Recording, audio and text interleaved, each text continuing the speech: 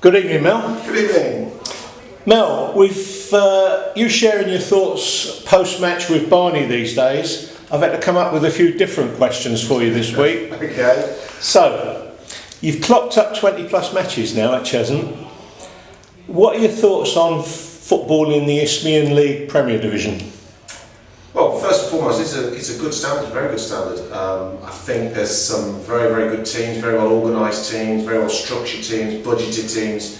So it's a really, really tough league. It's I do think it's very much top and bottom. You've got some very much we have everything at the top. It's tough for the teams sort of towards the bottom who haven't got as much.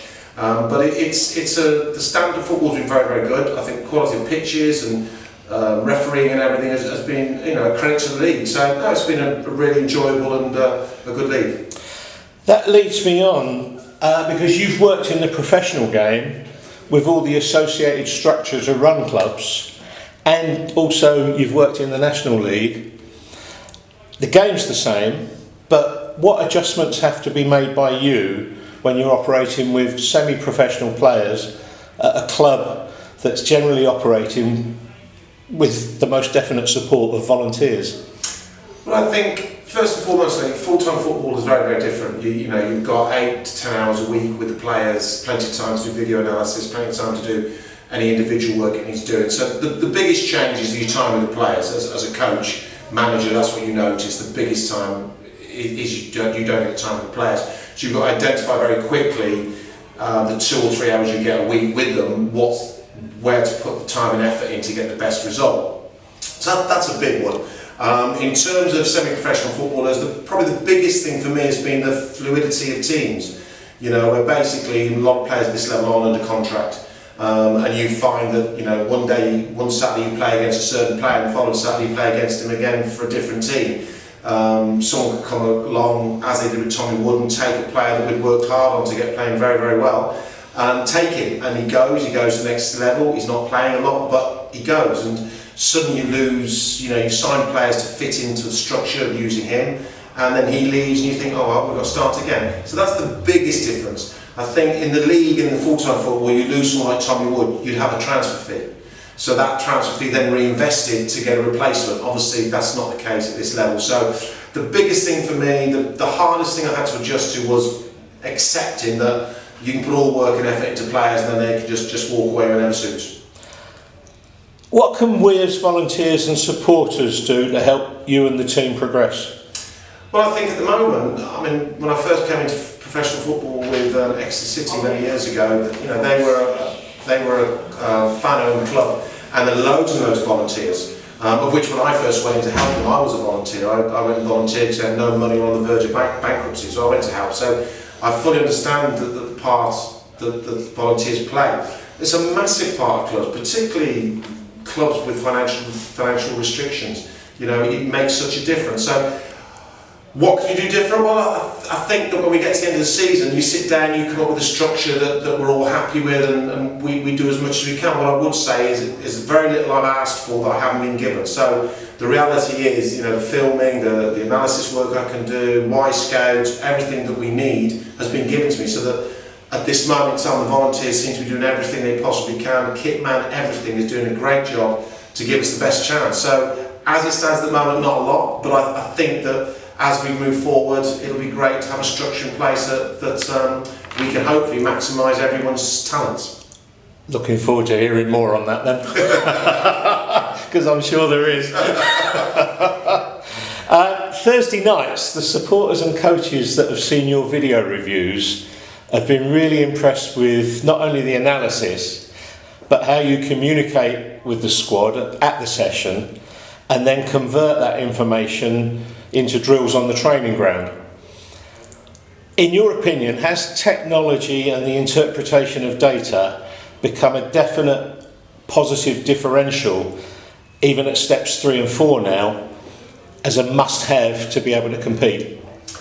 I think it's a help. I think you need everything nowadays to budget, facilities, players, recruitment area. You need everything really to give you the best chance. And I think video technology, it's a little bit different. Video, I think, is a great learning curve for players. So players get to see themselves back, and a lot of players seeing it on a screen is easier for them than stood on a training pitch with me shouting across a whole pitch trying to get them to understand where they're going wrong or where they're going right. So when they see it on a video and you can explain it, it sinks home. So it probably saves you an hour on the coach. So I do a half-hour video analysis normally. I think it saves me an hour to an hour and a half on the coaching pitch. So is it essential? I think it's a big part of most managers and coaches' reviews now. How we all see it is different. You know, there's no data is there. You can interpret it in many ways. My view of data is basically you interpret it in the simplest way possible and don't overcomplicate it.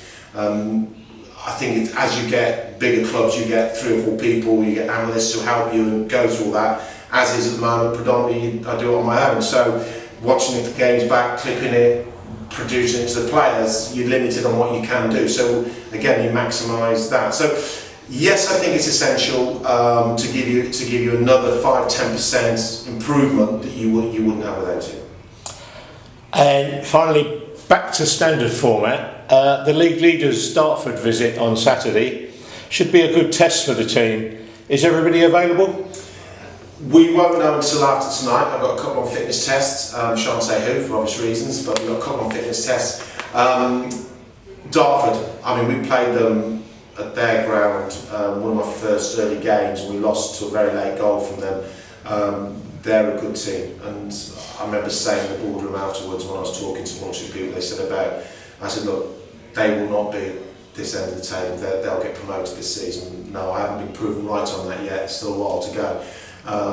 But they're a team with the quality they've got, the players they've got, man for man, their mean average of their squad is better than most at this level. So I'm expecting a really tough game. They're well organised, they're well coached. It'll be a really good game. You know, we're coming up with a plan and a way we want to play to try and make it hard for them and give ourselves the best chance of scoring goals. They're a team that don't have lots and lots of possession, a bit like ourselves, so it'll be an interesting game. But they're a good team, and it should be a great game, and I'm hoping we get a good crowd. The support's been brilliant, and I'm hoping for that on Saturday. Without giving away too many of those secrets, what's being worked on tonight? Do you think we have the ability to slow Dartford down, even if it is just for the week?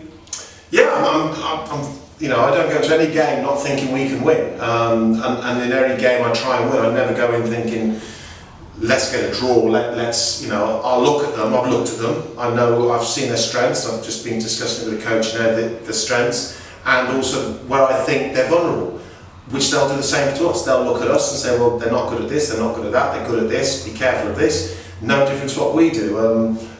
I don't think they'll change a lot for us. I don't think they need to. I think they're a good side. I think we will need to be, we won't change a great deal, we need to be better at the things we do. Like I said, the mean average of the players is they've got the edge. But ultimately I've got some very good players, and it'll be on Saturday them getting most of their decisions right and then executing those decisions, which is the difficult thing for them to do against a good team. But no, I think we've got every chance, and I'm looking forward to taking it on. Thanks very much for your time, Mel. Have a great session tonight, and we'll look forward to seeing the results of the session come out on Saturday. Fingers crossed. See you on Saturday. Cheers. Cheers.